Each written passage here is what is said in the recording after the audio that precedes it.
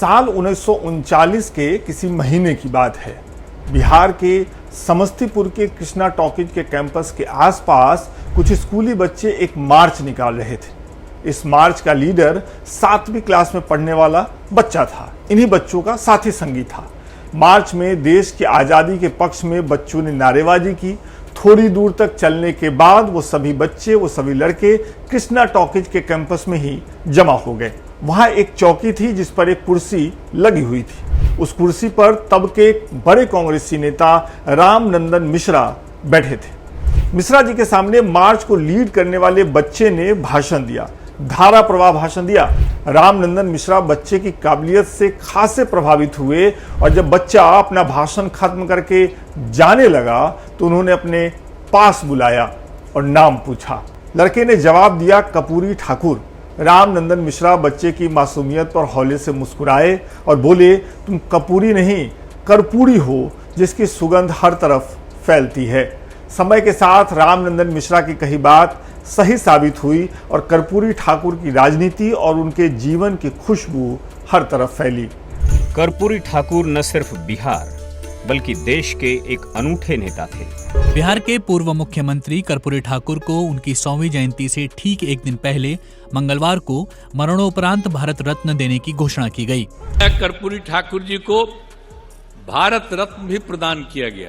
नमस्कार, हमारा नाम है विकास कुमार और किस्से कहानियों की अपनी एक छोटी सी दुनिया है। अपना चैनल है। यह मेरी कोशिश होती है आपसे बतियाने की। माध्यम होते हैं कुछ नए पुराने किस्से। आप इन किस्सों से जुड़ जाते हैं तो मज़ा दुगना हो जाता है। अपना प्यार यूं ही बनाए रखिए, या मैं तो कहूँगा बढ़ाए रखिए, ताकि आपके लिए बहुत कुछ और यहाँ मैं ला सकूँ, लाने की कोशिश कर सकूं। भारत रत्न कर्पूरी ठाकुर की कहानी बिहार के जिला समस्तीपुर के गांव पितौजिया से जुड़ी हुई है। वहीं से शुरू होती है, जो बाद में कर्पूरी ग्राम बन गया। तो 24 जनवरी 1924 को इसी गांव में कर्पूरी ठाकुर का जन्म एक हजाम परिवार में हुआ। ये गांव मुख्यतः भूमिहार बहुल था और केवल कर्पूरी ठाकुर का परिवार ही इस गांव में अकेला हजाम परिवार था। उनके पिता का नाम था गोकुल ठाकुर। समय बीतने लगा। कर्पूरी बाकी बच्चों की तरह अभाव के पल्ले में झूलते हुए बड़े होने लगे। जब वे 11-12 साल के हुए तो उनके पिता ने उनकी शादी चंदपट्टी गांव के फुलेश्वरी देवी से करवा दी। तब यही सामान्य बात थी। दुल्हा और दुल्हन दोनों बच्चे थे।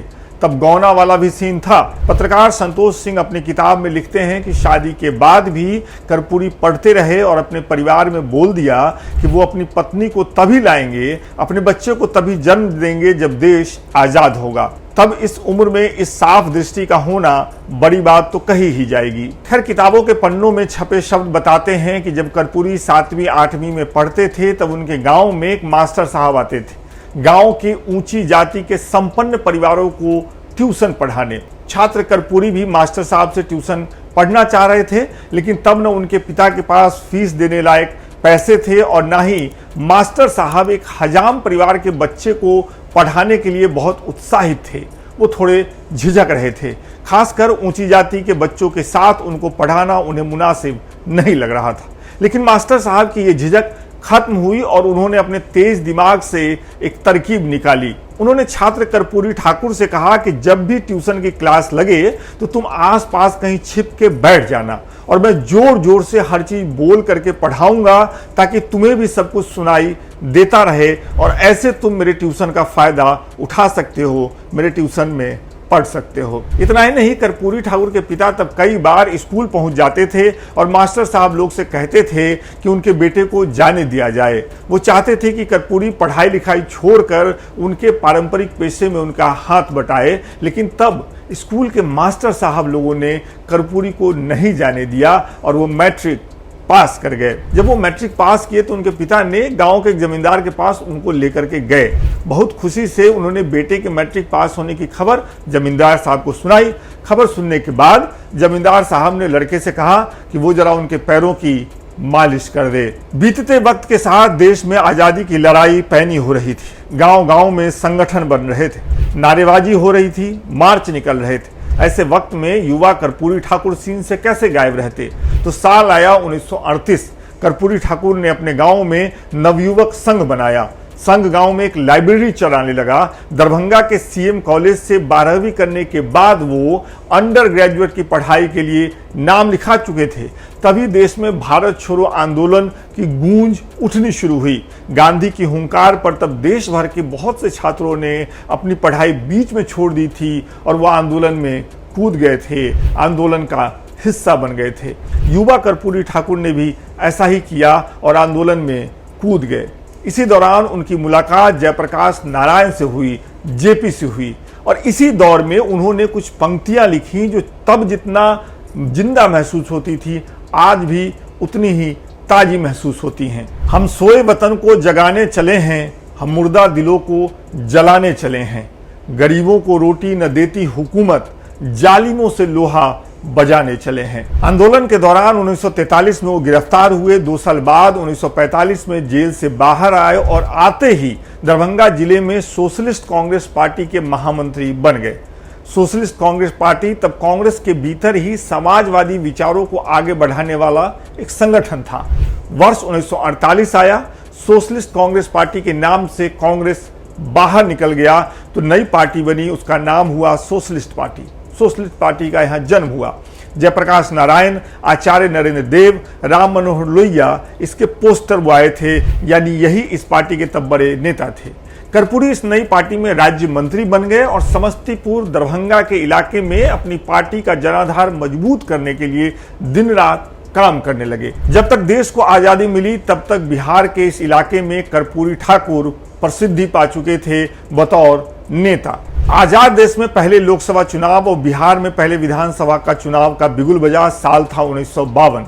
इस साल आजाद भारत का पहला चुनाव हुआ। इस पर मैंने एक पूरा वीडियो बनाया हुआ है, लिंक ऊपर आ रहा है। मन हो मिजाज हो तो देख लीजिएगा। तो चुनाव से ठीक पहले पार्टी के कार्यकर्ता से लेकर बड़े नेताओं तक ने कर्पूरी ठाकुर से तेजपुर विधानसभा सीट से चुनाव लड़ने के लिए मिन्नतें करने लगे, उन्हें मनाने लगे और वो सबको मना करते रहे। लेकिन जब कुछ बड़े नेताओं के साथ खुद जेपी ने उनसे चुनाव लड़ने के लिए कहा तो वो मना नहीं कर सके। चुनावी चंदे के तौर पर वो 1 रुपया या 2 रुपए से ज्यादा नहीं ले रहे थे। बस केवल जेपी की पत्नी प्रभावती जी ने उन्हें 5 रुपए बतौर चुनावी चंदा उस साल दिया था, ऐसा रिकॉर्ड है। कर्पूरी ठाकुर का यह पहला चुनाव था। वो साइकिल पर घूम घूम कर अपना चुनाव प्रचार करने लगे। चुनाव प्रचार के दौरान एक बड़ा ही दिलचस्प किस्सा है। अपने लिए चुनाव प्रचार करते हुए एक दिन कर्पूरी ठाकुर सरसौवा गांव पहुंचे। वहां उन्हें कुछ महिलाएं सड़क किनारे गोईठा थोपती दिखी तो वो साइकिल रोक के उनके पास पहुंच गए। वहां पहुंचकर जब उन्होंने एक बुजुर्ग महिला से अपने पक्ष में वोट करने की अपील की और ऐसा करते हुए उन्होंने अपना नाम नहीं बताया तो उस महिला ने उन्हें गरिया दिया और कहा कि भागला की ना गरमरौ ने, यही गोबर से मुंह रंग देव, हमने कर्पूरी ठाकुर के वोट देव और केकरो ना। ये सब सुनने के बाद कर्पूरी ठाकुर ने उन महिलाओं से अपना परिचय करवाया और मामला हंसी मजाक का हो गया। चुनाव प्रचार निपटा, वोटिंग हुई और जब रिजल्ट आया तो पहली बार चुनाव लड़ रहे कर्पूरी ठाकुर ने तत्कालीन कांग्रेस की बड़ी नेत्री राम सुकुमारी देवी को लगभग 2000 वोटों से हरा दिया। राम सुकुमारी देवी तब तेजपुर के इलाके में कांग्रेस की बहुत बड़ी नेता थी। खैर सरकार तो कांग्रेस की बनी, लेकिन first time MLA Karpoori Thakur ने विधानसभा को अपने भाषण से मोह लिया। तब के मुख्यमंत्री श्री कृष्ण सिंह, जिन्हें प्यार से श्री बाबू भी कहा जाता है, कर्पूरी ठाकुर के भाषण के कायल थे और उन्होंने अपने सभी मंत्रियों से कह दिया था कि कर्पूरी जब भी कुछ पूछें, जब भी कुछ बोलें तो विधानसभा में उनका जवाब मैं खुद दूंगा। मतलब पहली बार जो एमएलए बने उनका जवाब राज्य के मुख्यमंत्री देंगे, ऐसा कहा जा रहा है। ऐसा कहते हैं कि तब केंद्र में पंडित नेहरू और अटल बिहारी वाजपेयी के बीच जैसा रिश्ता था ठीक वैसा ही कुछ बिहार में श्री बाबू और कर्पूरी ठाकुर के बीच था। अपनी सादगी, बेबाकी और ज्ञान की वजह से कर्पूरी ठाकुर बतौर विधायक पटना में प्रसिद्धि पाने लगे। वो कम बोलते थे, काम भर बोलते थे और जब बोलते थे तो लोगों को सुनने के लिए मजबूर कर देते थे। हिंदी, अंग्रेजी और संस्कृत के विद्वान, बड़े कवि पद्मश्री जानकी वल्लभ शास्त्री कर्पूरी ठाकुर के वक्त में ही थे। उन्होंने कहीं कर्पूरी को बोलते हुए सुना था, साल था 1952। मैं आगे पद्मश्री जानकी वल्लभ शास्त्री को कोट कर रहा हूं और इस कोट में आप सुनेंगे कि वो कर्पूरी ठाकुर के बारे में क्या कह रहे हैं। सुनिए जानकी वल्लभ शास्त्री ने क्या कहा था। वो बोलते क्या हैं, तौलते हैं जन जन को अपनी बातों से, कोई उनको ध्यान से सुन ले तो जिंदगी का फलसफा ही बदल जाए। इतने कम समय में इतना सब कुछ होने के बाद भी कर्पूरी ठाकुर के लिए सत्ता के शीर्ष तक पहुंचना आसान नहीं रहा। चलिए देखते हैं कैसे। साल 1956 से 1966 के बीच कर्पूरी ठाकुर के जीवन में बहुत से एक्शन एक के बाद एक देखने को मिलते हैं। सोशलिस्ट पार्टी दो हिस्सों में बट गई तो कर्पूरी जेपीयू और आचार्य नरेंद्र देव की रहनुमाई में प्रजा सोशलिस्ट पार्टी में आ गए। नई पार्टी में आते ही विधानसभा का चुनाव हुआ। साल था 1957। कर्पूरी ठाकुर ने कांग्रेस के उम्मीदवार नंदलाल शर्मा को लगभग 11,000 वोटों से हरा दिया। इस चुनाव के 4 साल बाद ही 1962 में फिर विधानसभा के चुनाव हुए। इस चुनाव में कर्पूरी लगभग 18,000 वोटों से जीते। एक साल बाद यानी 1963 में बने परिसीमन आयोग के वो प्रेसिडेंट चुन लिए गए। प्रजा सोशलिस्ट पार्टी का राम मनोहर लोहिया की सोशलिस्ट पार्टी में मर्जर हो गया। इससे नई पार्टी बनी और नाम रखा गया संयुक्त सोशलिस्ट पार्टी। देखिए कुछ ही सालों में कितना कुछ हो गया। साल 1967 में विधानसभा का चुनाव हुआ। इस साल बिहार सहित 8 राज्यों में संयुक्त सोशलिस्ट पार्टी ने कांग्रेस को सत्ता से दूर फेंक दिया। बिहार में पार्टी को 67 सीटों पर जीत मिली थी और ये सब हुआ कर्पूरी ठाकुर के नेतृत्व में। लिहाजा ये तय माना जा रहा था कि राज्य में जो पहली गैर कांग्रेसी सरकार बनेगी उसके मुखिया कर्पूरी ठाकुर होंगे। लेकिन राजनीति में न तब पहले से कुछ तय होता था और न आज होता है, इसीलिए राजनीति दिलचस्प भी है। देखिए क्या हुआ था। मुख्यमंत्री का नाम तय करने के लिए संयुक्त विधायक दल की बैठक बुलाई गई। मीटिंग के लिए विधायक जो थे कपिल देव सिंह, उनके घर को चुना गया। पटना के आर ब्लॉक चौराहे पर उनका घर था। घर के एक कमरे में जमीन पर चादर बिछाई गई। 67 सीट पाकर संयुक्त सोशलिस्ट पार्टी सबसे बड़ी पार्टी थी और 36 सीटों के साथ जन क्रांति दल दूसरे नंबर पर थी। तब इस पार्टी के नेता थे महाराजा कामाख्या नारायण सिंह और उनके भाई कुंवर बसंत नारायण सिंह। कुंवर बसंत नारायण सिंह जो थे वो ऑक्सफोर्ड से पढ़कर लौटे थे और अपनी अंग्रेजी ज्ञान पर बहुत गर्व करते थे, फूल भी देते थे। आगे देखिए पता चलेगा। तो हुआ ये कि मीटिंग शुरू हुई। सीपीआई, जनसंघ, एसएसपी के नेता बारी बारी से बोले। कुछ ने मुख्यमंत्री पद के लिए कर्पूरी ठाकुर का नाम सजेस्ट किया जैसे कि उम्मीद थी। कर्पूरी ठाकुर चुपचाप नीचे देखते रहे, बैठे रहे। इस मीटिंग में वो एक शब्द नहीं बोले। लेकिन जब कर्पूरी का नाम कई नेताओं ने सजेस्ट किया तो महाराजा कामाख्या नारायण सिंह ने अपनी बारी आने पर साफ साफ कह दिया कि उन्हें यह नाम मंजूर नहीं है मुख्यमंत्री पद के लिए। उन्होंने मुख्यमंत्री पद के लिए अपनी पार्टी के एक सीनियर नेता और विधायक महामाया सिंह का नाम सजेस्ट किया।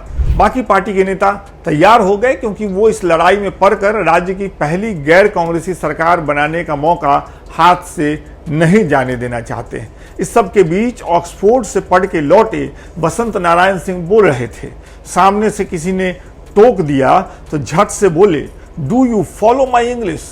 ये बोलकर तब वो बड़े बड़ों को चुप करवा दिया करते थे। खैर इस मीटिंग में फैसला हो गया कि संयुक्त विधायक दल के नेता होंगे महामाया प्रसाद सिंह, लिहाजा वो मुख्यमंत्री बनेंगे और इस गठबंधन की सबसे बड़ी पार्टी के नेता कर्पूरी ठाकुर उनके डिप्टी सीएम बनेंगे।